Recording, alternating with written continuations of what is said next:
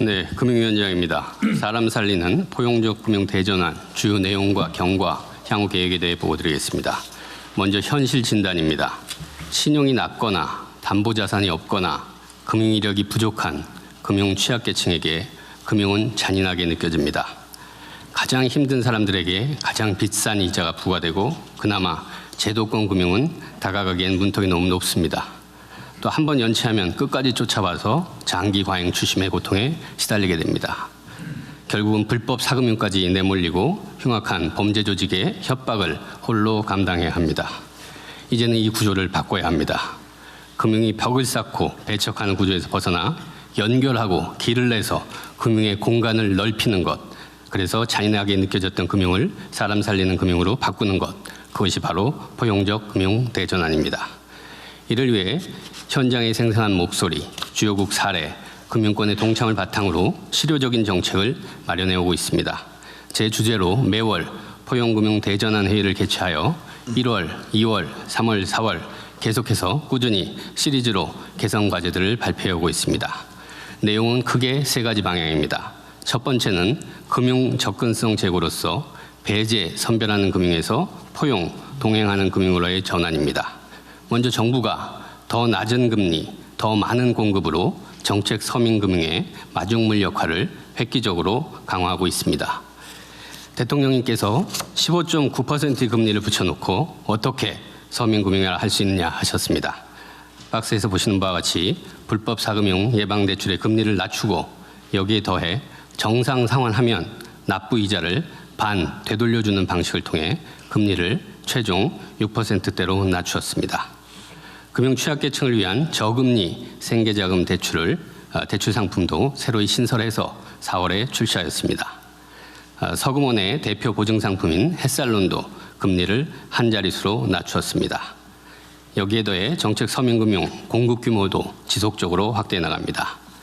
이러한 공급 확대와 금리 인하를 뒷받침하기 위해서 금융회사의 출연금을 늘렸으며 안정적인 제도 운영을 위해 서민금융 안정기금 신설을 추진합니다. 두 번째로는 민간 금융권의 문턱을 낮춰서 포용금융 역할을 제고합니다. 금융회사가 스스로의 재원으로 공급하는 중저신용자 대출 규모를 26년에 37조 원으로 확대합니다.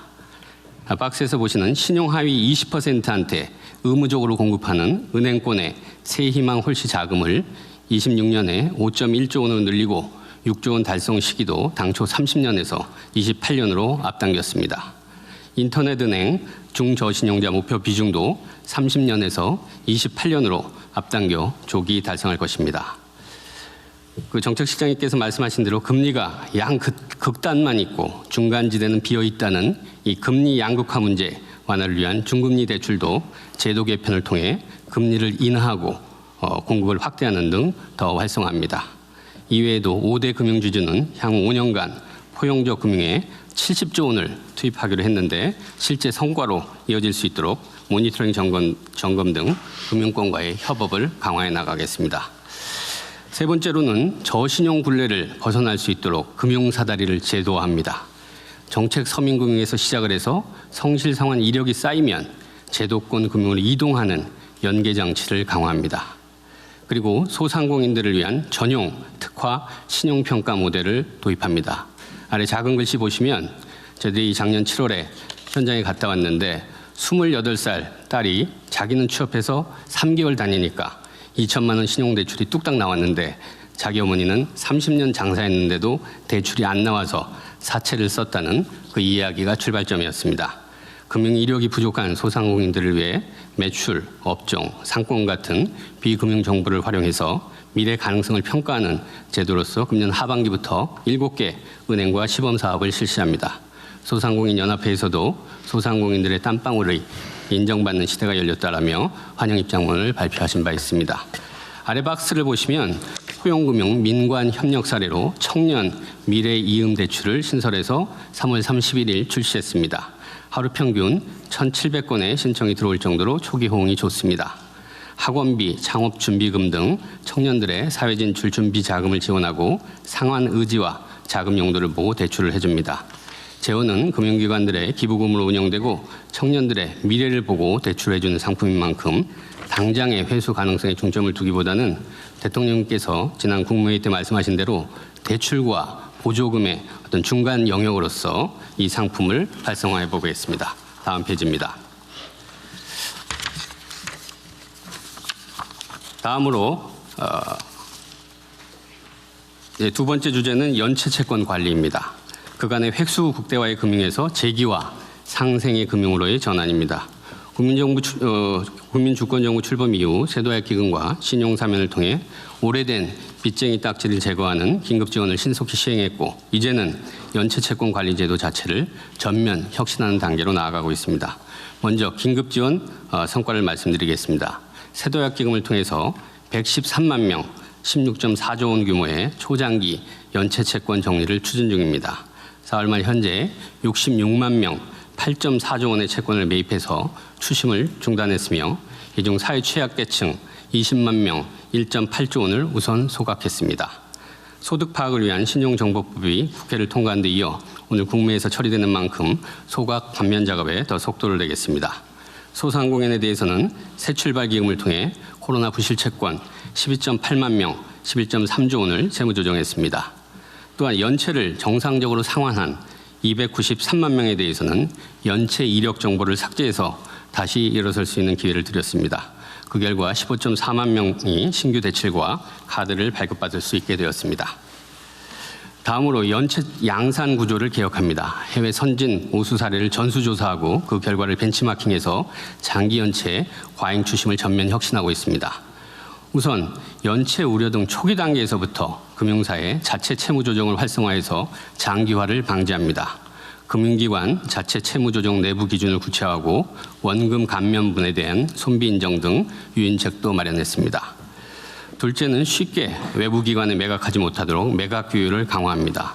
채권을 매각하더라도 원채권자의 고객 보호 책임 의무를 부여하고 매각할 때 관련 내용을 감독 당국에 보고하고 공시하도록 하여 책임성을 제고합니다. 그리고 과도한 추심을 하는 영세 추심업체의 난립을 방지하기 위해 매입 추심업을 현재 등록제에서 허가제로 강화합니다. 셋째는 기계적인 소멸시효 연장 관행을 제도적으로 원천 차단합니다.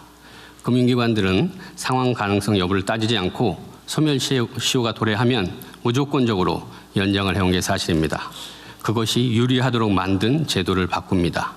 시효를 완성시켜야 손비를 인정받을 수 있게 해서 무조건적인 연장을 억제하겠습니다. 그리고 소송 절차적인 측면에서도 금융기관에게만 특혜를 부여했던 지급명령, 공시소송달 특례도 폐지하겠습니다. 이건 소송촉진특례법을 개정해야 하는데 주무부처인 법무부에서 적극 협력해주고 계셔서 감사드립니다. 아마 지금 이제 법원과 협의 절차를 진행 중이신 걸로 알고 있는데 마무리되는 대로 입법 작업이 시작될 것으로 알고 있습니다. 이러한 제도 개편이 전 업권에 안착될 수 있도록 실적을 2분기부터 공시하고 실적에 따른 출연료 차등 등 유인 체계도 구축하겠습니다. 그 밑에 박스를 보시면 이미 변화가 나타나고 있습니다. 5대 시중은행의 경우 자체 채무 조정 건수는 작년 1분기 대비해서 4분기에 3.5배 늘었고 연체 채권 매각은 작년이 3.5만 건이었는데 금년 1분기에는 11건으로 아주 급감을 했습니다. 시효 완성 및 소각도 최근 3년분기 평균이 2,229건 598억 원이었는데 올해 1분기 7,676건 2,882억 원으로 크게 확대되었습니다. 그리고 신보기의 사적 채무 조정과 개인회생 파산 등 법원의 사법적 채무 조정과의 연계도 강화해 나가고 있습니다. 다음 페이지입니다. 아주 훌륭하게 잘하고 계십니다. 네. 세 번째 주제는 불법 사금융 문제입니다. 종래의 제도 따로 피해자 따로의 방치의 금융이 아니라 국가가 책임지고 불법 사금융을 차단하고 피해자를 구제하며 범죄자를 일벌백계 합니다. 우선 한 번만 신고하면 전담자가 지정되어 옆에서 모든 절차를 원스톱으로 지원하는 전담 체계가 가동 중입니다. 초동 대응이 제일 중요한데 경기복지재단 사례를 저희들이 빌려왔습니다. 신고 즉시 정부가 불법 사채업자한테 정부가 개입하고 있다, 불법이다, 멈춰라 문자와 구두로 경고하고 근거원정 명의의 무효 확인서까지 발급해 추심을 중단시킵니다. 원스톱 지원 개시 2달 만에 불법 추심 1,025건을 중단시켰고 무효 확인서도 202건 발급했습니다. 법률 상담과 추심 대응을 위한 채무자 대리인 선임, 경찰 수사 의뢰, 경제적 제기를 위한 채무 조정, 고용복지 상담까지 종합적으로 연계 지원하고 있습니다. 밑에 통계에서 보시는 대로 채무자 대리인 제도도 이제 많이들 활성화돼서 이용하고 계십니다. 그 밑에 원스톱 지원 세례는 아주 아픈 사연들을 우리가 어떻게 대응했는지 보여주고 있습니다. 그다음에 이제 불법 사금융이 발붙이지 못하도록 범죄 유인과 수단, 경로를 전방위적으로 차단합니다. 연 60% 초과 고금리 불법 사금융은 원금과 이자 모두 원천 무효입니다. 이 반사회적 대부 계약은 법률이 보호해주지 않습니다. 그리고 이게 25년 7월부터 시행 중입니다. 아마 이제 국무위원분들도 처음 보시는 분들도 계실 텐데 저희들이 잘 알려질 수 있도록 홍보를 계속 다양하게 해오고 있는데 이것과 관련된 JX를 지난 일요일 대통령께서 리트윗해 주셔서 아마 홍보 효과가 더 크게 난 것 같습니다. 감사드립니다. 다시 한번 국민 여러분들께 제가 분명히 말씀드립니다. 60% 초과 고금리 불법 사채, 원금과 이자 모두 무효입니다. 갚을 필요가 없습니다. 범죄 도구인 대포폼과 대포통장도 더욱 신속히 차단하겠습니다. 그리고 불법 사금융 모집 경로인 불법 광고도 AI 기술도 활용하고 시민 감시단 등 사람의 힘도 써서 온오프라인 양방향으로 촘촘히 걸어내겠습니다.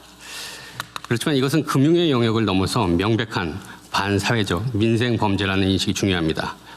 갈수록 조직화 고도화되고 있어서 예방 피해 구제를 넘어 강력한 단속과 일벌백계가 중요합니다. 경찰에서 힘써주고 계신데 감사드리고 더 신경 써주시기를 부탁드리겠습니다. 공조도 강화하겠습니다. 금감원에서 접수된 신고 내용들을 분석한 결과 박스에서 보시는 것처럼 수도권 2030 세대에 집중된 동일 조직으로 추정되는 이실장 사례를 저희들이 포착했습니다. 그래서 바로 경찰청 광역수사대에 제공해서 지금 수사가 진행 중입니다. 그리고 신속한 수사, 효과적인 대응을 위해 금감원 불법사금융 특사경 설치도 차질 없이 추진하겠습니다. 포용적 금융 대전환은 이제 막 시작입니다. 갈 길은 멀지만 반드시 가야 할 길입니다. 금융이 스스로의 경계를 넓힐 때 금융은 더 지속 가능해지고 국민 경제는 더 튼튼해집니다. 금융위원회는 앞으로 개선 과제를 지속 발굴하고 추진 실적을 정기적으로 점검하여 국민 체감도와 정책 성과를 높이겠습니다. 나아가 금융 시스템 자체를 포용적 금융으로 재설계하기 위해 시민단체, 사회활동가, 연구기관 등과 폭넓게 논의하며 기존 사고에 얽매이지 않는 혁신적 해법도 모색하겠습니다. 이상 보고 마치겠습니다. 네.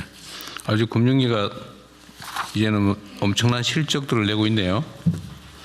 아주 잘하고 있어서 감사합니다. 그 첫 페이지 보고 중에 이게 이제 누구를 상대로 금융 활동을 할 거냐, 대출해 줄 거냐에 있어서 지금은 아주 편협하게 능력 있는 고신용자 중심인데 이걸 이제 중저신용자 대상으로 좀 넓히려고 금융위가 애쓰는 거잖아요. 네, 그렇습니다.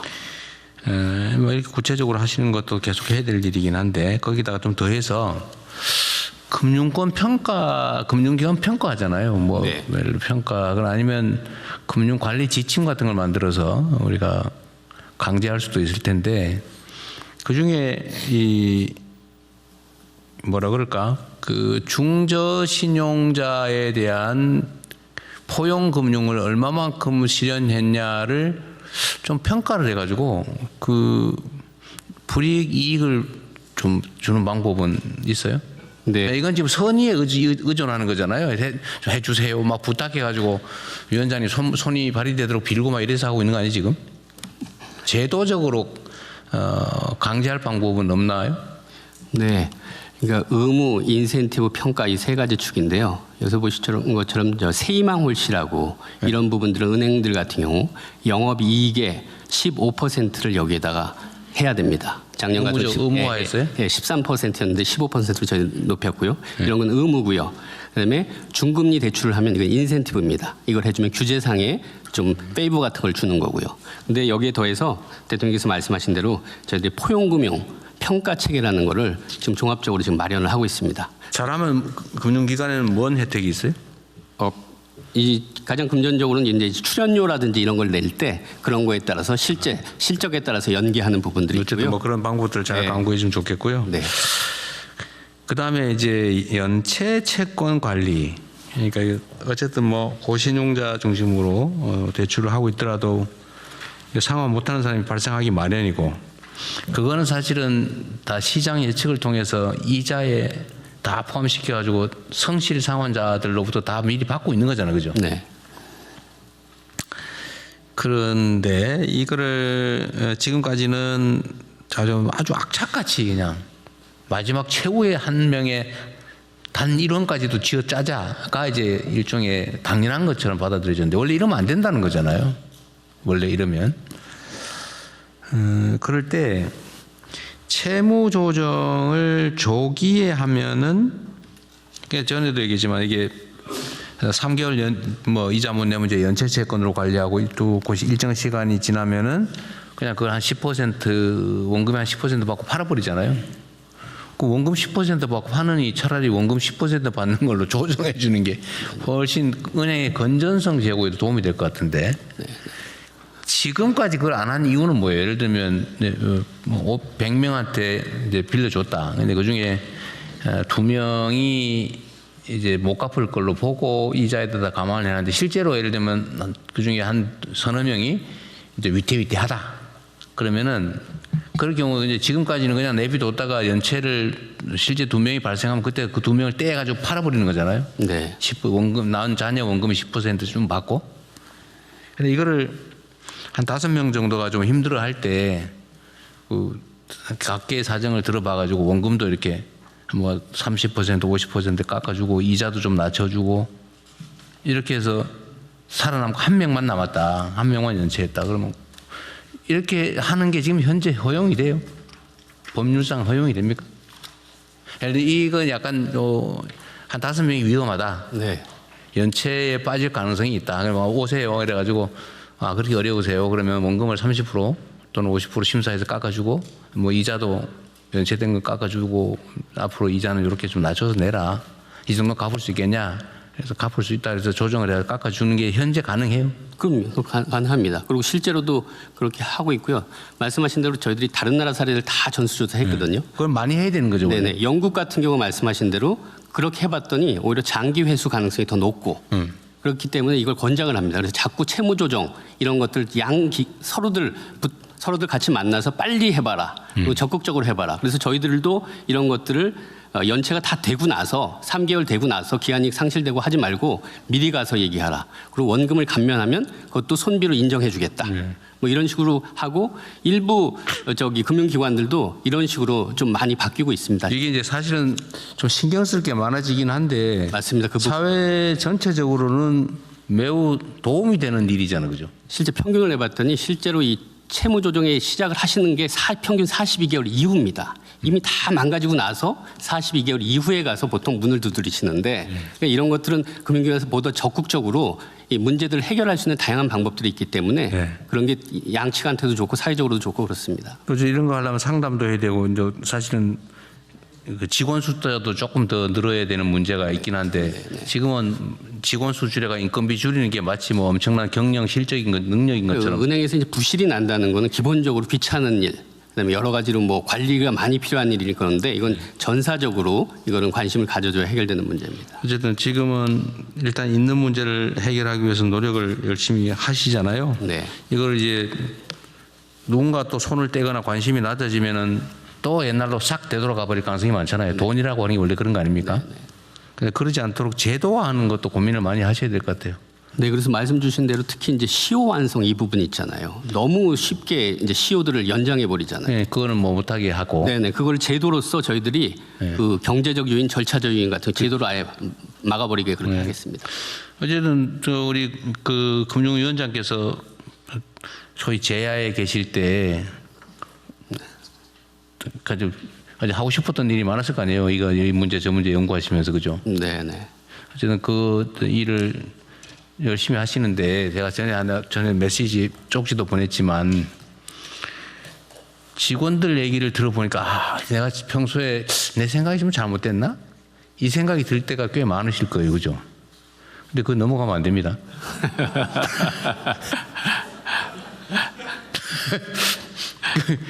여기 다른 장관님들도 마찬가지예요. 그 예를 들면 관료 사회 속에서 살아오신 분들은 좀 그냥 원래 그렇게 그쪽에 많이 맞춰져서 괜찮은데 민간에서 들어간 분들은 좀 다르거든요. 저희가 사실 인사를 그렇게 하는 이유도 있어요. 이게 돈에 관계된 얘기는 현장의 그 이익이라고 하는 돈이 막이라고 제가 맨날 얘기하잖아요. 그거 진짜 무서운 거예요. 부모 자식도 없어요. 피도 눈물도 없습니다. 근데 그게 작동을 한단 말이에요. 누군가의 이익을 위해서. 그게 끊임없이 영향을 미쳐서 예를 들면 그 일을 일선에서 담당하는 공직자들도 나빠서 그런 게 아니고 그 엄청난 힘을 견디기가 어려워요. 자기도 모르게 싹 이렇게 변해가죠. 몰라 자기는. 자기는 정말 정의롭게 열심히 잘하고 있다고 생각하죠. 근데 그게 압력이 엄청나다. 잘 견디셔야 됩니다.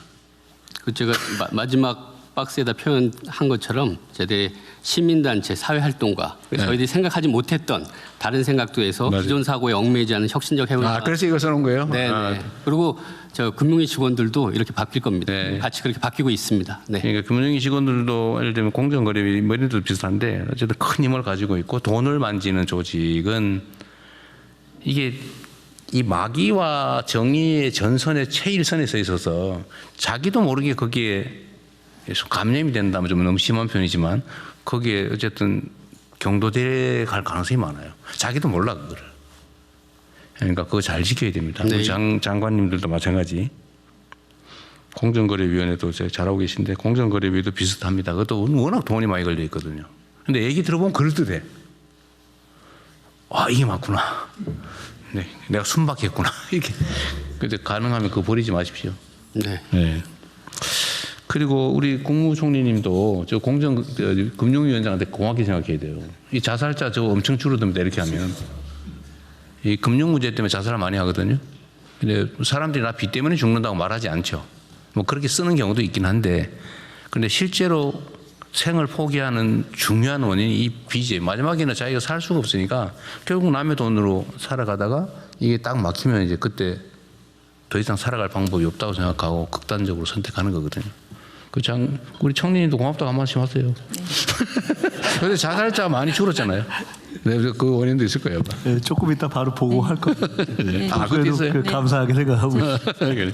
대통령님, 저 성평등가족부 장관입니다. 네. 네, 저도 금융위 위원장님께 감사하다는 말씀을 드리고 싶은 게 사실 많은 여성들 또 청년들이 불법 사금융에 의해서 많은 고통을 겪고 사실 죽음을 선택하기 때문에 그런데 제가 조금 그 관련해서 좀 여쭤보고 싶은 게 사실 그 성매매, 성착취 피해를 겪는 많은 여성분들이 이 불법 사금융의 피해를 겪고 계신데 그 뒤에는 사실은 조직 폭력배가 네. 있는 경우가 있어서 이 경우에 금융의 이 도움만으로 문제 해결이 안 되는 경우에 거기에 대해서도 혹시 좀 검토를 해보셨는지.